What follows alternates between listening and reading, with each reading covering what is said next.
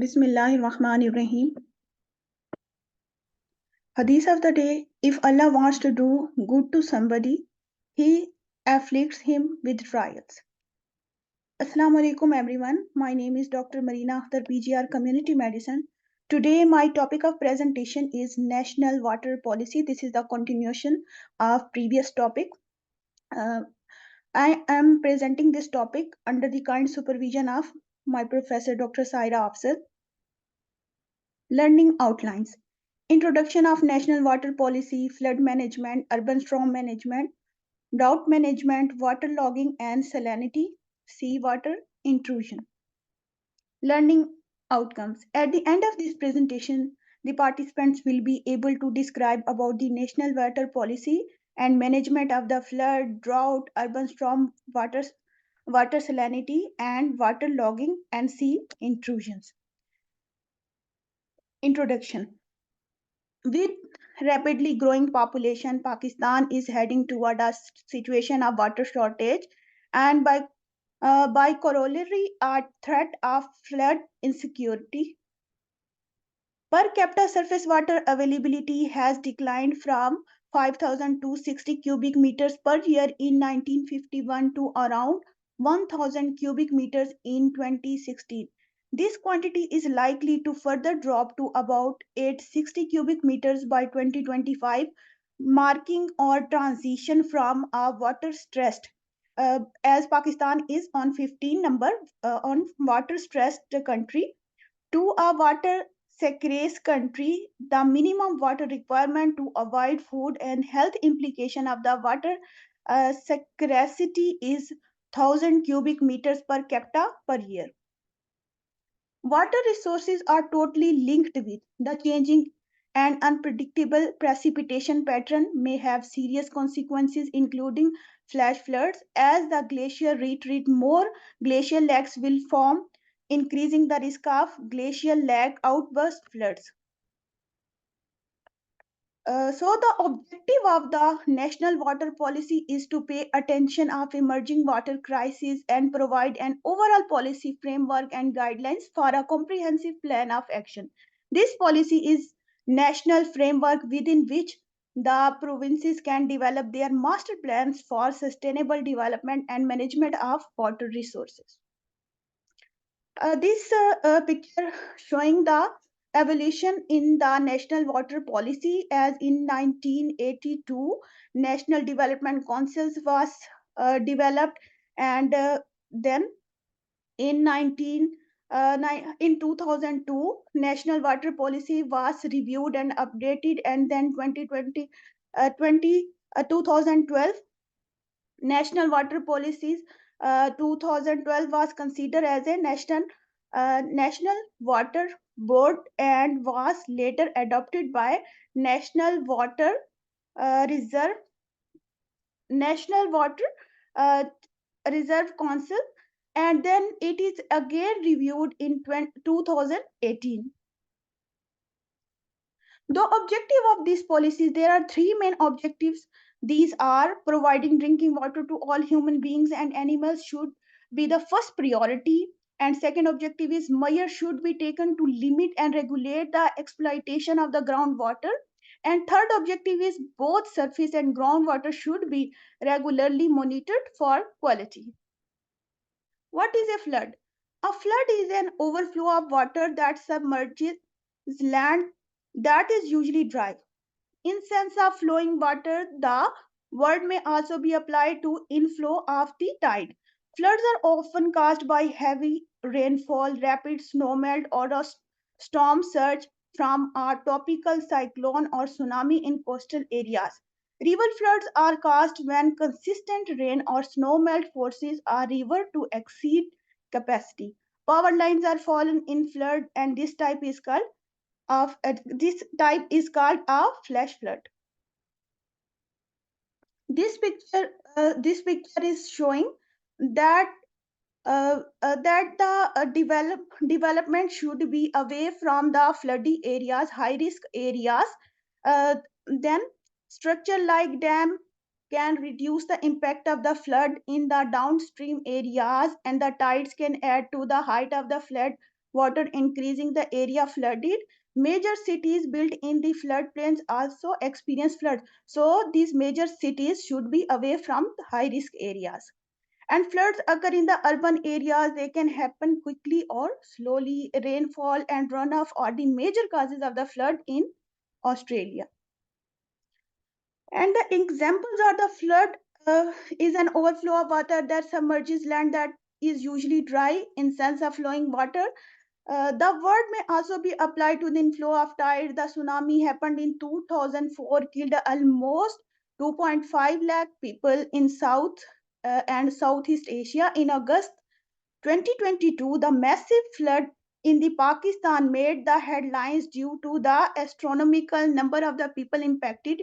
17 1,739 people died, with nearly 600 of these victims being children. More than 33 million people are affected, and 8 millions are displaced. General measures to control floods. These are the general measures. Some of the common techniques used for the flood control are installation of the rock berm, rock tip traps, sandbags, maintain normal slopes with vegetation or application of the soil or cement or steeper slopes, and construction or expansion of drainage channels. This picture showing that how that the regional management should be like this to prevent housing from the flood, and there should be filter strips and permeable paving and drives to prevent housing schemes from the floods. Flood management according to the national water policy. The flood protection plan, national as well as local, shall be updated on the periodic basis using integrated and innovative approaches, removing technical shortcomings and learning lessons from the past major flood events. Flood zoning shall be established and appropriate land should appropriate land use would be enforced by avoiding growth of such developments in flood hazard areas. And the floodplain mapping and zoning shall be carried out along the river Indus and its tributaries, Kabul, Sawat, Jhelum, Chenab, and a river act shall be prepared for restricting and or prohibiting permanent settlements in high or medium flood risk areas. Reservoir operational rules shall be reviewed and optimized to ensure the efficient and prudent decisions to control floods, provided the safety of the dam, spillways, dam abutments and foundation, and all other hydraulic structure to be placed at no risk under any condition. Effective use shall be made of non-structure measures like flood forecasting, early warning system to minimize flood losses through better forecast, warning through additional forecasting facilities, for example, radars and other monitoring equipments, flood forecasting, computer software incorporating rainfall runoff and hydrodynamic models. In Pakistan, 2022 monsoon flood was the main highlight. This source is OSHA. Based on the latest analysis of United Nations satellite imagery of the flood extent, an estimated 5 million people remain exposed to or living close to flooded areas. The Sindh province, an estimated 89,000 people remain displaced from their homes. More than 1 lakh and 16,000 people still registered as a displaced in Balochistan province due to flood in 2022 23. Rice production estimate is lower to the 6 million tons, which is the lowest rice crop since 2012. The as the 15 December 2022, 262 million or 32.1% of the US dollar 816 million has been received under the revised flood response plan. The provincial government of the Sindh declared 23 districts as a calamity hit areas, of which Sindh Rural Sport Organization is present in 15 districts. These include Sakkar, Khairpur, Gotki, and Ladkana, Kambar, and others.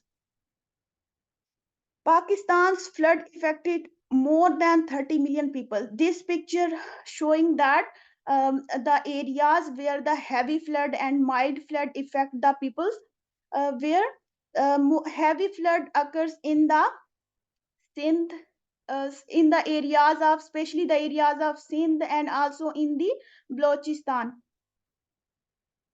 How to prevent floods in the Pakistan? Flood detection. There should be flood detection systems, promote storm drain cleaning, plant more trees, and by construction of dams.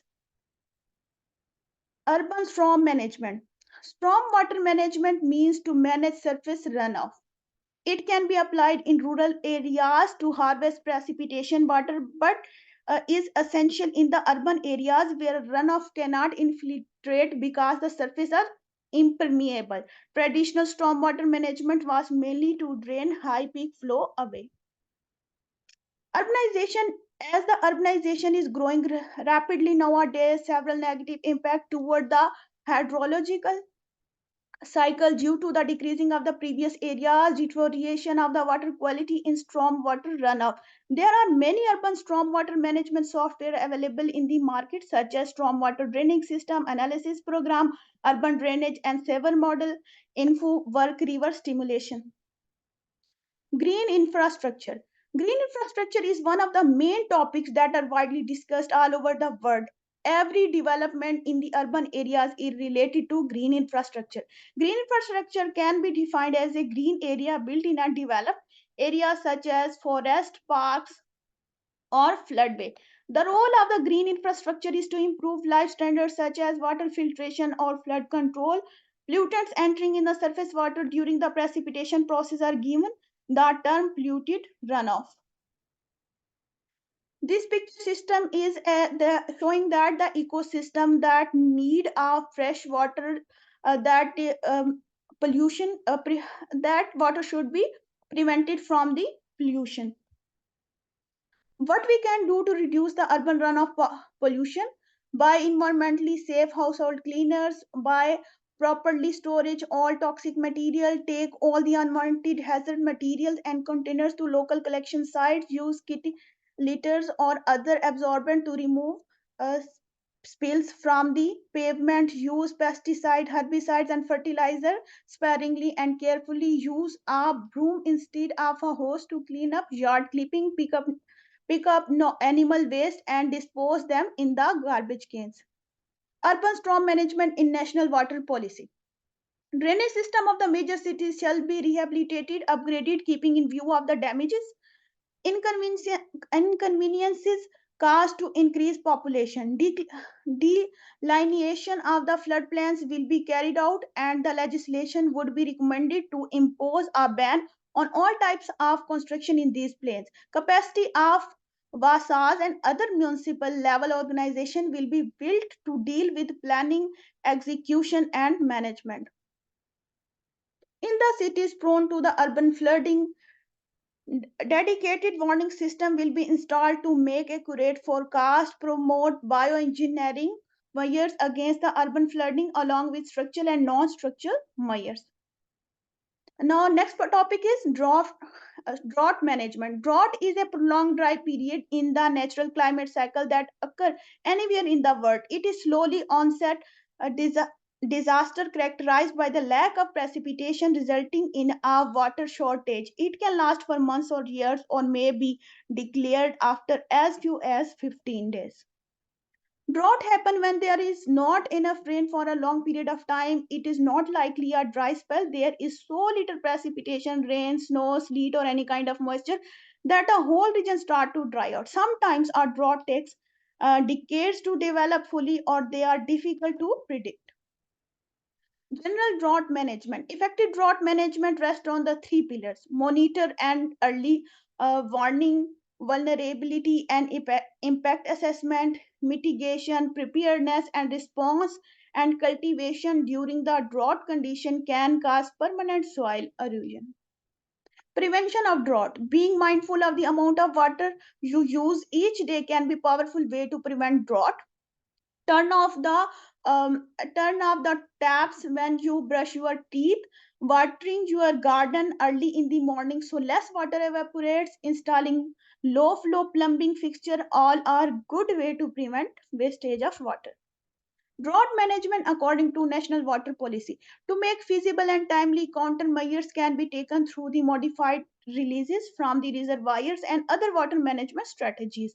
Research shall aim at the developing appropriate mathematical model. Provinces shall prepare drought management plans. It is necessary to investigate the feasibility of using groundwater aquifer as a water shortage facilities. Cost effective technologies will also be explored for improving Salaba sped irrigation system. A flood water shall be diverted toward dry land through escape. In drought prone areas, non water related economic activities shall be promoted and the available groundwater resources should for domestic purpose, livestock, and social forestry. In such areas, aquifer recharge facilities shall be given at high priority. These are points for the management of the drought plan, drought management plan. Waterlogging and salinity. The excessive use of water for crops, non-cemented canals, and poor drainage system are causing waterlogging and salinity in the areas. The ultimately result in waterlogging. The stagnant water gradually turns saline and destroy nearby arable lands. Waterlogging represents the situation whereby underground water comes on the surface of the land and in certain cases it gathers on the ground level by the land and it may assume the shape of the streams. Salinity is the concentration of dissolved salt found in the water. It is measured as the total amount of dissolved salt in, in parts per thousand. 10 parts per thousand is equal to 1%. This the aim of this is to prevent soil degradation by salivation and reclaim already salty soils. Soil reclamation is also called the soil improvement, rehabilitation, remediation, and amelioration. The primary man-made cause of the salinization is irrigation. River water or groundwater used in irrigation contains salts which remain behind the soil after the water has evaporated. Waterlogging and salinity according to national water policy. The harm of the waterlogging and salinity continue to persist despite huge investment. A new approach basin-wide level should be followed for the future infrastructure development. In chronic problem areas, uh, canal water allowance shall be reviewed. The entire country shall be divided into distinct drainage basins and sub-basins. The national surface drainage system developed through the consultation among the provinces for handling for saline and toxic effluents, making the province generating such as effluents responsible for treating it before allowing it to flow into other provinces. Drainage effluents will be used at the local level so as to minimize the need of disposal. Seawater intrusion. Seawater intrusion is also known as saltwater intrusion is the movement of the saline water into the freshwater aquifers which can lead to the groundwater quality degradation including drinking water resources and other consequences. Saltwater intrusions can naturally occur in the coastal aquifers owing to the hydraulic connection between the groundwater and seawater. Less than 1% of the earth water is stored in underground aquifer. The best management practice in the areas at the high risk of saltwater intrusion are well drilling, well setting, avoiding drilling in the location immediately adjacent to the coast, for example, within 50 meters, well depth. Avoid drilling excessively deep within the areas proximal to the coast. And the best groundwater reservoirs have high permeability and high porosity.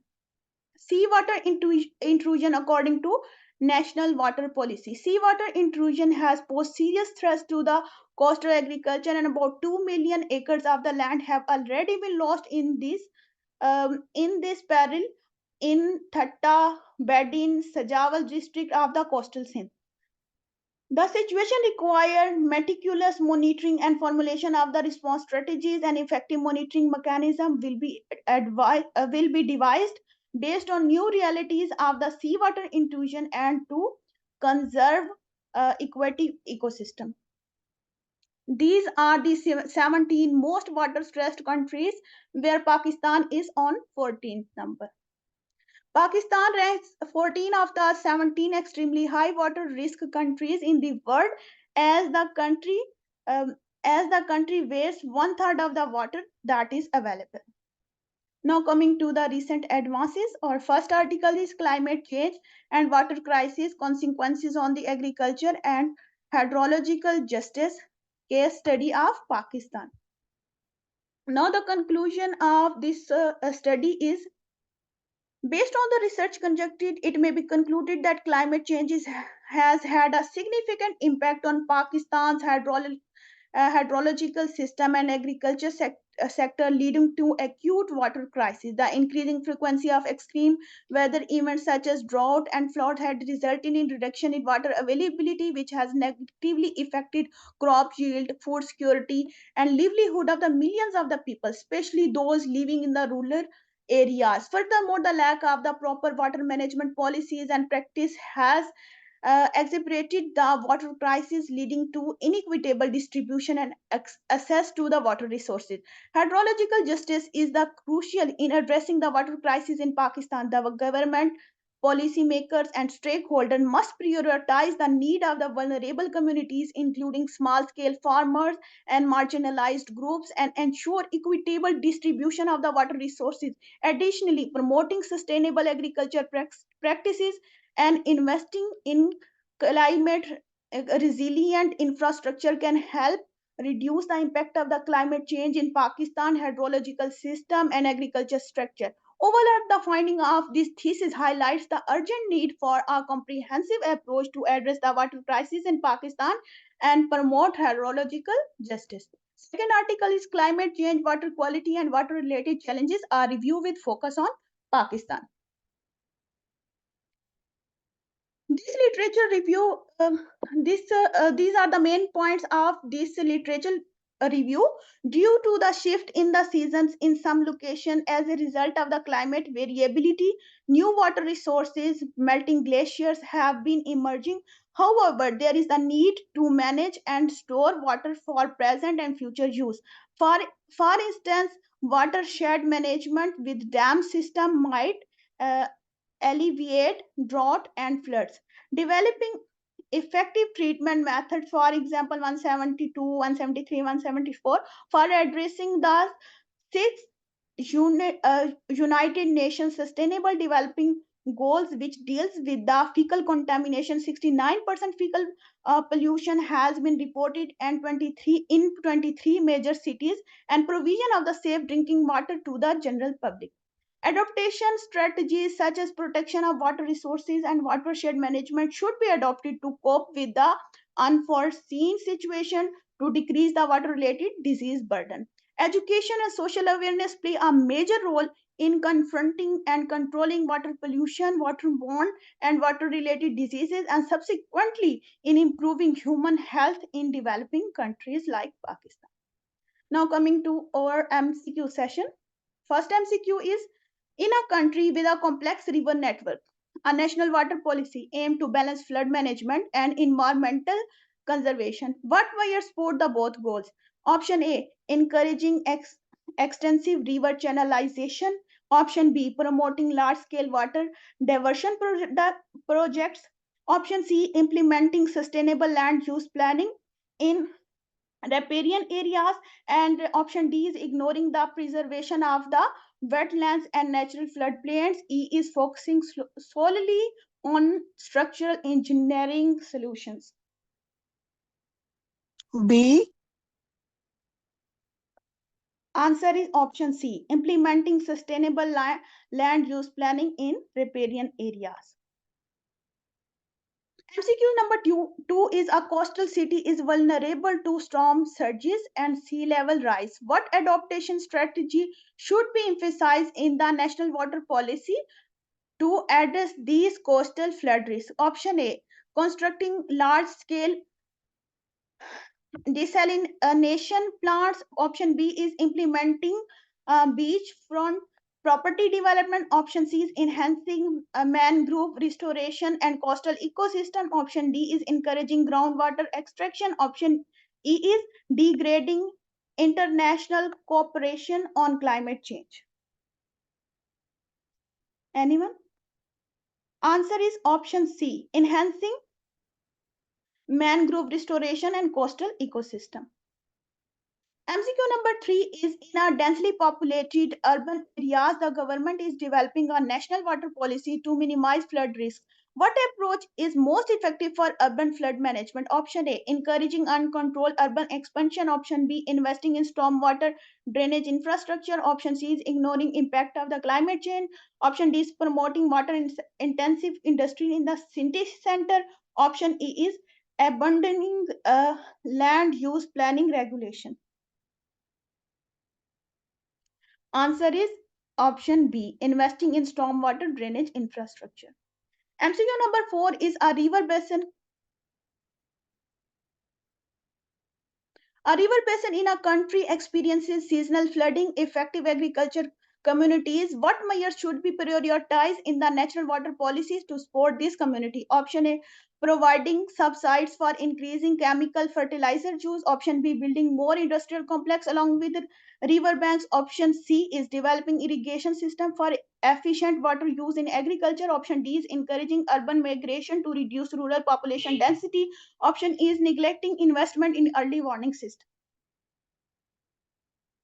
Answer is option C, developing irrigation system for efficient water use in agriculture. In a country experiencing frequent drought, the national water policy aims to reduce the impact on vulnerable communities.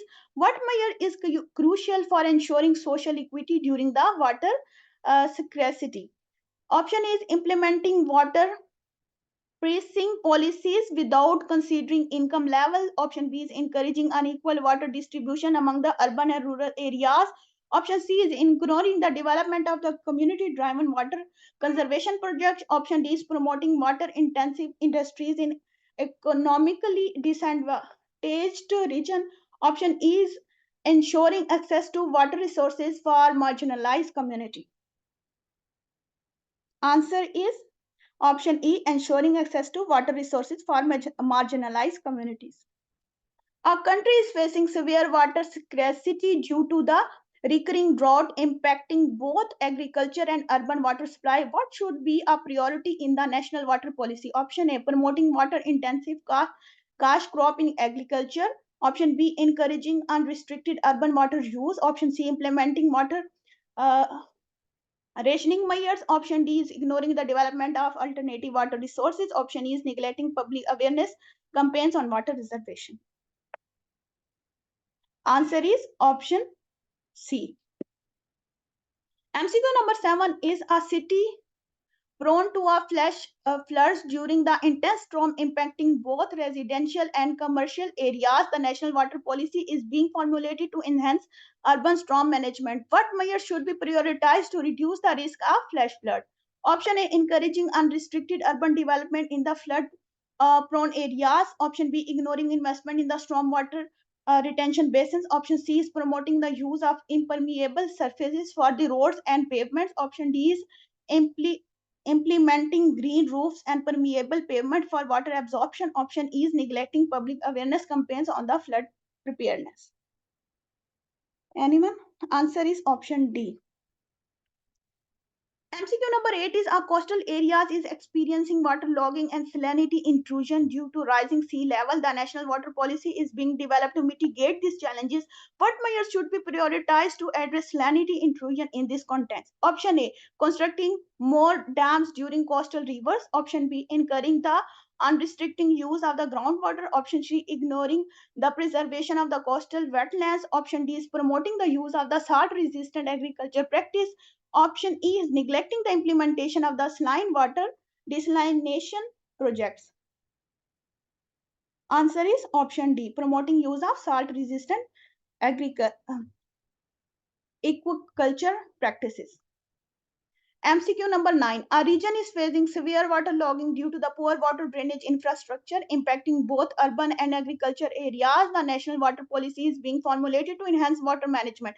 What measures should be prioritized in the context? Option A, encouraging the use of impermeable surface in the urban planning. Option B, ignoring the investment of dagging and canal maintenance. Option C is promoting the expansion of the water intensive industries. Option D is implementing effective drainage system and canal maintenance. Option E is neglecting the role of vegetation in the water absorption. Answer is option D, implementing effective drainage system and canal maintenance.